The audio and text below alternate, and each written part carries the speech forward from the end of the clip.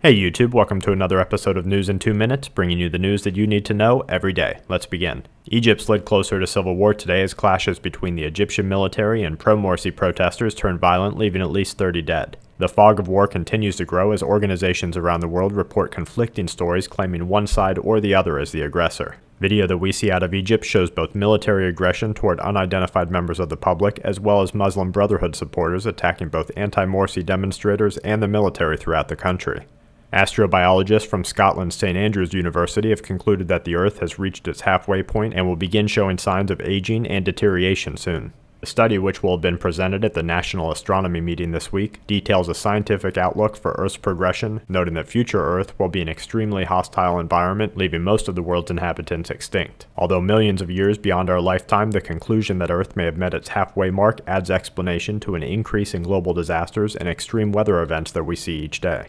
Global political backlash continues to strengthen against the United States in its handling of the Edward Snowden case. The Bolivian president has called his diverted plane and denied airspace a 13-hour kidnapping by U.S. imperialists as countries around the world call for an immediate explanation on why they're being hacked by the NSA. The South American resentment of political treatment seems to have hastened a call for Snowden's sanctuary as both Nicaragua and Venezuela have approved and offered asylum for the former intelligence operative within their borders. South American leaders met late this week to denounce the U.S. strong-arm tactics and quoted disregard for Bolivia's president, voicing concerns and questions asking who the criminal is in this case, a single man telling the truth or a global power spying on the world. 4 million Syrians are unable to grow or purchase enough food to sustain themselves due to population displacement and agricultural disruption as the country endures civil war. Many of Syria's residents say that they never attempted food production under normal times and are having an increasingly hard time surpassing the learning curves associated with first-time growing. Chinese health officials have released a report of a Chinese youth that was co-infected with both the novel H7N9 variation of the avian flu and H3N2, a common influenza subtype often seen in pigs. And to wrap things up, an algae bloom spreading over 7,000 square miles is affecting China's coast. The World Health Organization has created an emergency response committee as events surrounding MERS unfold, and the Canadian government has reported over 500,000 people without power and a disruption to national food supply lines as over 750,000 hectares of wildfire burned throughout the country. And that's it for this episode of News in 2 Minutes. Check back tomorrow for more news that the aware need the most.